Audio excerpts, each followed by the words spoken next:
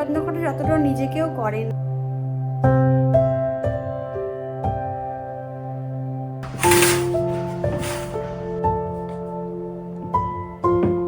আমানের নিজের হাতে তৈরি পাটিটা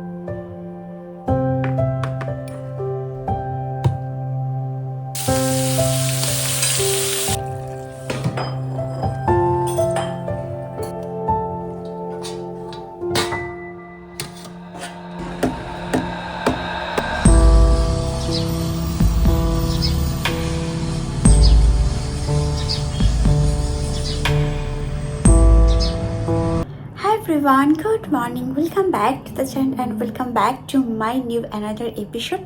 তো চলো তবে এখন থেকে ব্লগটা স্টার্ট করি। তোমরা দেখতে থাকো একটা রঙিন ব্লগ, একটা রঙিন episode. So late get start the blog. এটা হচ্ছে আমার গঙ্গা জলের একটা বোতল। তো এর মধ্যে আমি রাখি। তো এটাকে আমি সেদিনকে সোমবারে শিব ঠাকুরের মাথায় জল ঢালার জন্য মন্দিরে নিয়ে গেছিলাম, আর এর মধ্যে দুধ ভরে গঙ্গা জলটাকে অন্য জায়গায় রেখে গেছিলাম। তো সোনা ভেবেছে ওটা নর্মালি জল ভেবে ফেলে দিয়েছে, আর আমি 2023-এ গঙ্গা জল এনেছিলাম। তো এতদিন ধরে চললো, অ্যান্ড দেন বলি এইটুকু গঙ্গা জল আমার কাছে বেঁচে আছে। তো এখন তো 2025 সাল, এই বছর তো তোমরা সবাই জানো কি বলবো, যাওয়াই হলো না।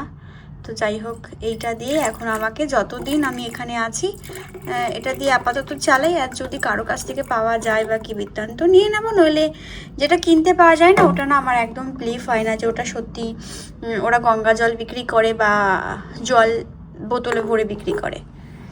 জানি না, এই ব্যাপারটার সাথে হয়তো কেউ অমত হতে পারবে, কেউ মত হতে পারবে। আমার তো এটা মনে হয়, তাই আমি বললাম। আর আমি তোমাদের সাথে শেয়ার করি, এই ঠাকুরের জন্য এই যে তেলের জায়গাটা আমার খুব পছন্দ, যেটা আমি হোম সিটি থেকে নিয়েছি। এটা আমার কাছে আরেকটা আছে, যেটা আমি কফি টফি বানানোর জন্য, দুধ রাখার জন্য ইউজ করি কিচেনে। অ্যান্ড এটা হচ্ছে শুধু সেপারেট ঠাকুরের জন্য, শুধু আমি এর মধ্যে তেল রাখি দিয়া জ্বালানোর জন্য। তো তেমনটাই ধুয়ে ধায়ে আবার নিয়ে এলাম, তেল ঢেলে নিয়ে এলাম। তেলটা শেষ হয়ে গেছে। আর এই যে দেখো, এই যে ধূপ বাতিটা কিনেছি, এত সুন্দর, আমার এত ভালো লাগছে। এটা দেখেও মন মুগ্ধ হয়ে যাচ্ছে, এর মধ্যে ধূপ দিতেও ভালো লাগছে। হাতে যখন একটু সময় আছে তো ভাবছি আজকে আদার সামানের রুমটা কেননা একটুখানি টাচ আপ দেওয়া যায়, একটুখানি মেকওভার করা যায়। তো সেই কারণে ট্রাইপড হাতে চললাম আদার সামানের রুমে। ওরা তো এরকমভাবে রাখে, ডাটা মুছে মাঝে ক্লিন করে রাখে। আর যতবার ওদের বইপত্রগুলো এখান থেকে সরানো হয়, ওদের বইপত্র রাখার জন্য ওদের একটা জায়গা আছে, কিন্তু না, ততবার পড়ে উঠে বইপত্রগুলো ওরা এখানেই রাখবে। সো যাই হোক, আমি তাও একটু নিজের মতন করে যখন সময় আছে ভাবছি এই জায়গাটা একটু সাজিয়ে দিই। আর যেটা আমি বানিয়েছি টেবিল রানারটা, তো ওদের এখানকার জন্যই বানিয়েছি আমি। সবার প্রথমে এই ব্যাগটা, এটা এখন দাদাকে দেবো একটু মুছতে। একটু ধুলো পড়ে গেছে, একটু না অনেকটাই, কারণ এখন ড্রাই ওয়েদার, ঠান্ডা। এখানে জানলা খোলা থাকলেই হাওয়া, আর হাওয়ার সাথে সাথে ধুলোগুলো এদিক ওদিক। আমাদের ঘরের সব সময় জানলা বন্ধ রাখারই চেষ্টা করি। তো এটা এখন ধুতে দেবো, নিয়ে যাচ্ছি। এতটাই ভারী।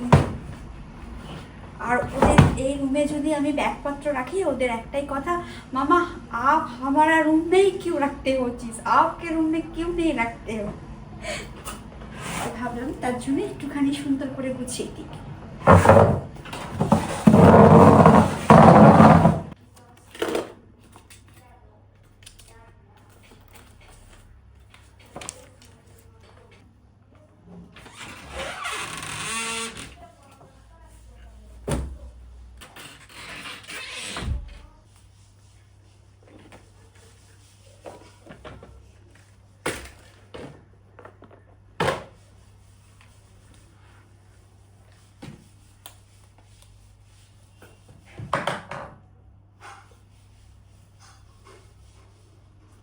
এই আর্টটাও আদার্শী আমানের নিজের হাতে তৈরি, বাট এটা অনেক দিন হয়ে গেছে বলে কিছু বোঝা যাচ্ছে না, কিন্তু এটা ও নিজে হাতে বানিয়েছে। কে বানিয়েছে? আই থিঙ্ক সো আদার্শ বানিয়েছে।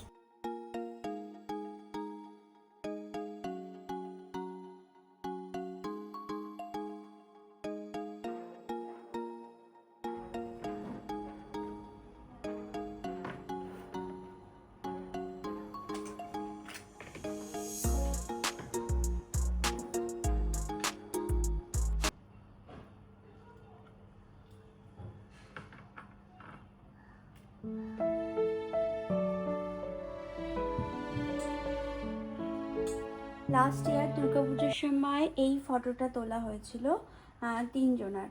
তো এটাকে ফ্রেম করা হয়েছে, ফ্রেম না এটা গিফটে পাওয়া হয়েছে। তো ফটো তো ছিলই, তো চলো এটাকে এখানে প্লেস করে দিই।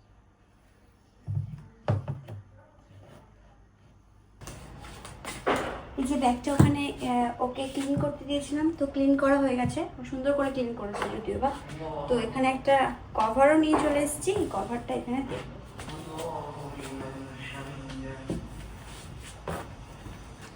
এবার বাকি রইল এই প্লেসটাকে একটু ক্লিন করতে হবে।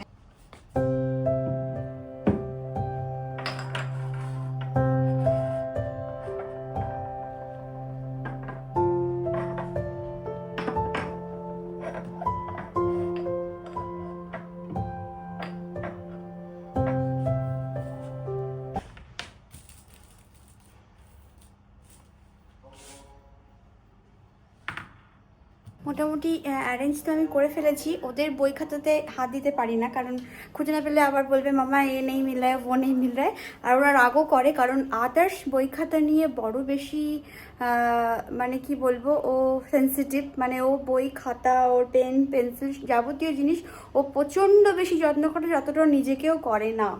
তো সেই কারণে আমি ওইগুলো বেশি একটা টাচ করি না, করতেও চাই না। কারণ আমরাও যখন ছোট ছিলাম, তো আমাদেরও জিনিসে কেউ হাত দিলে আমাদের রাগ উঠতো।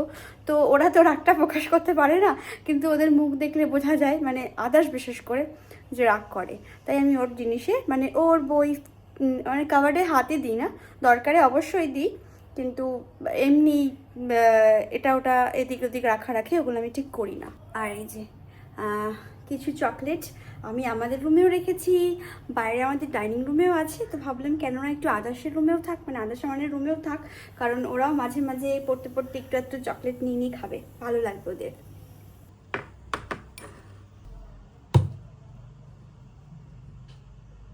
আর এখানটাতে এই একটা স্নেক প্ল্যান্ট রেখে দিলাম। আর কিছু ওদের বটল আর্ট আছে, আর তার সাথে তুলি দিয়ে আমি যে সময় সব সময় কাজ করি, তো ওগুলো একটু জলের মধ্যে ডিপ করে রাখি, তাহলে একটু লুজ থাকে, নাহলে প্রচণ্ড পরিমাণে টাইট হয়ে যায়। ওদের এখানে একটা হোয়াইট বোর্ড আছে, যেখানে ওরা কিছু নোট লিখে রাখে, বা পড়ার সময় বা ম্যাথ যখন শোনা ওদেরকে বোঝায়, তো তখন এই বোর্ডটাকে ইউজ করা হয়। তো চলো, এটাকে আমি কিছু করছি না, জাস্ট তোমাদের সাথে শেয়ার করলাম।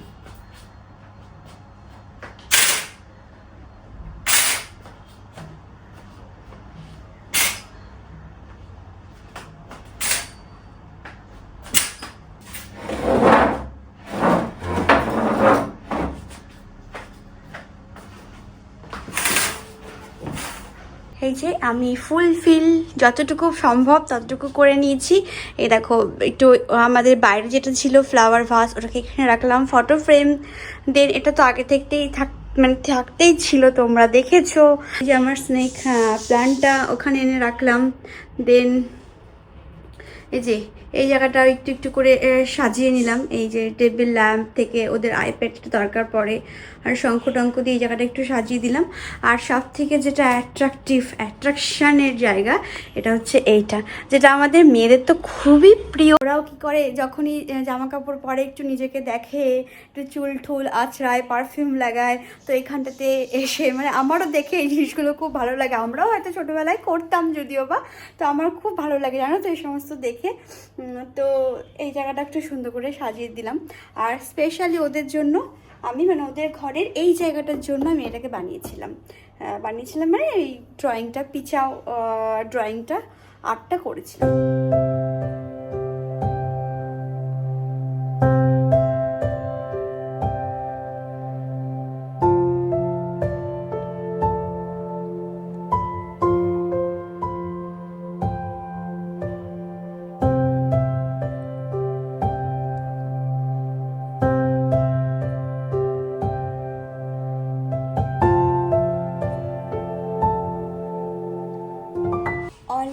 Positive vibes. এই যে অনেক দিন বাদে আমার পছন্দের খাবারটা পেলাম, যারা বানিয়ে দিয়েছে। এই সবজি দিয়ে তোমরা যেটা বলো পোলাও, আমি সেটা বলি তাহেরি, কারণ এটা আমি তাহেরি নামেই শুনে এসেছি। আমার খুব পছন্দের খাবার, আর খুব তাড়াতাড়ি হয়ে যায় তা খাবারটা। ওকে আমি ঠিক আমার মনের মতন করে মানে শিখিয়ে দিয়েছি। আর এই যে বুন্দি আর গাজর আর শসা দিয়ে রায়তা। এটা না আমার কি বলবো, আমি তো ইমোশনাল হয়ে যাব। আমার মায়ের খুব প্রিয় ছিল আমার হাতের রায়তা। মা এরকম বাড়ি গেলেই বলতো রায়তা বানা, রায়তা বানা। তো আমি রায়তা বানিয়ে বানিয়ে মাকে খাওয়াতাম। তো যাই হোক, মা তো মা না, এই মায়ের কথা প্রত্যেক দিন প্রতিনিয়ত আসবেই, তবেই তো মা। আর মায়ের ভালোবাসা তো চিরকালের জন্য, এটা তো ক্ষণিকের জন্য না যে মা নেই বলে আর ভালোবাসা থাকবে না। চলো ভাত খেতে খেতে আর এসব কথা বললাম না। তো চলো ভাতটা এনজয় করি, মানে খাবারটা এনজয় করি। আজের সামনে চলে এসছে, তো ওদের জন্য খাবারটা রেডি করে দিচ্ছি। আর এখানে আমি কড়াই বসিয়েছি, এখন ভাজবো হচ্ছে এই চিংড়ি মাছগুলো। আজ বানাবো হচ্ছে একটু চিংড়ি মাছের মালাইকারি, আর বানাবো হচ্ছে একটু ফ্রাইড রাইস উইথ অনিয়ন। এখানে যা যা সবজি লাগবে সেগুলোকে সব নিয়ে নিয়েছে ড্যাডা। ও কাটিং করে দেবে, আর আমি মানে ও কাটিং করে ফ্রাই করে দেবে, দেন আমি আর কি রেডি করবো।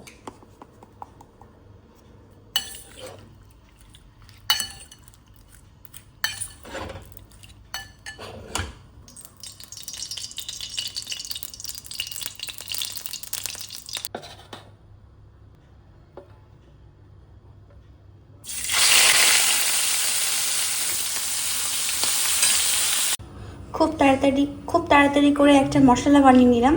এই যে এখানে আছে চারমগজ বাটা, কাজু, একটু কিশমিশ দিয়েছি। আমি জানি না কিশমিশটা দেয় কি না, বাট আমি দিয়েছি কারণ আজকাল বাসন্তী পোলাও দেখছি আমাদের চিংড়ি মাছ দিয়েও হচ্ছে, তাহলে এই চিংড়ি মাছের মালাইকারিতে কেন কিশমিশ দেওয়া যাবে না? তো তাই ভেবে একটুখানি কিশমিশ দিলাম, জানি না কেমন লাগবে। আমি ইয়েতেও দেবো, আখাও দেবো আবার। তারপরে একটু আদা, রসুন আর কাঁচা লঙ্কা নিয়ে নিয়েছি এর মধ্যে, আর টক দই অ্যাড করা আছে। এই যে মাছগুলো এখানে আমি হালকা করে ভেজে নিয়েছি। আমি আগে যেটা করতাম, আমি না চিংড়ি মাছের সাথে সব মশলাগুলো, দই, কাজু বাটা, পেঁয়াজ, আদা, রসুন সব কিছু দিয়ে ম্যারিনেট করে রাখতাম। প্রায় আধা 1 ঘন্টা ম্যারিনেট করতাম, তারপরে ওটাকে কষিয়ে রান্না করতাম। আর লাস্টে ওই নারকোলের যে দুধটা ওটাকে বার করে দিতাম, লাস্টে এই কারণে দিতাম, ফ্লেভারটা ভালো হতো। কিন্তু দেখতাম অনেকক্ষণ কষতে না চিংড়ি মাছটা না অনেকটা হার্ড হয়ে যেত, সেই কারণে আজকে একটু অন্যরকমভাবে করে দেখি কেমন হয়।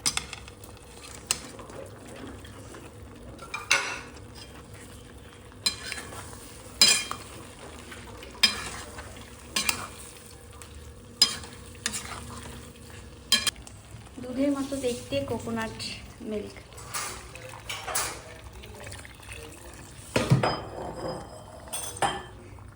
আজও বানিয়ে ফেলেছে, ওদের ভাষায় সমোসা, আমাদের ভাষায় সমোসা হিন্দিতে, বাট সিঙ্গারা কিন্তু শেপটা অন্যরকম, ভার্সিলি দিয়ে বানানো হয়ে গেছে। Why laughing? হ্যাঁ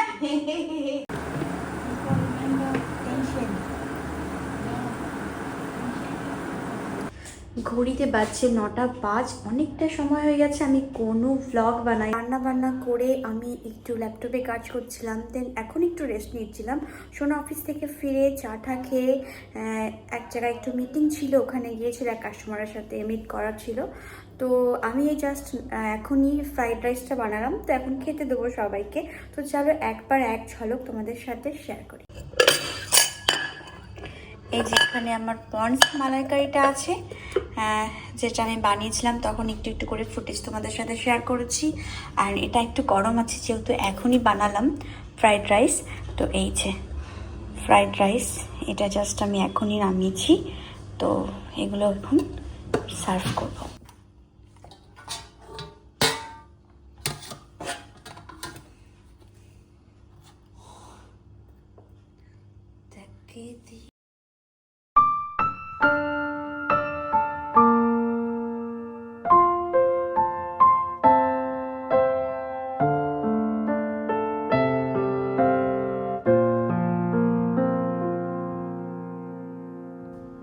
Quality makes the man perfect, Petu. Table সাজিয়ে নিয়েছি, এই যে অ্যান্ড রাইস, এটা কি চিংড়ি মাছের মালাইকারি। ঠিক আছে, হয়ে গেছে। সল্টেড পোলাও না সুইট পোলাও? সল্টেড। তোমাদের সল্টেড পছন্দ না? সুইট কেমন ভালো লাগে না। তো চলো এবার খাওয়া দাওয়া করি। বাবু জল নিয়ে বসবে কিন্তু। এটা তো ঘরের কর্তৃ হয়, কর্তৃ এরকম খাবার হয়। হ্যাঁ জানো না, কর্তৃরা এরকম ভাবেই খায় সত্যি করে। और थोड़ा ऊपर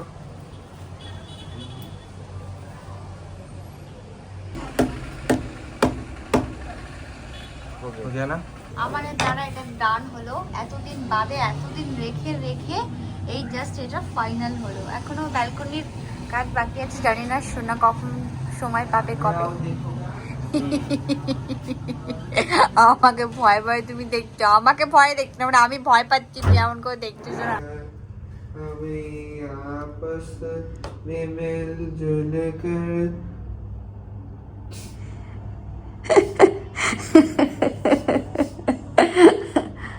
গাও, গানা गा रहे थे। আর ব্লগটাকে কন্টিনিউ করলাম না, তো এখানে শেষ করি আজকের ব্লগ।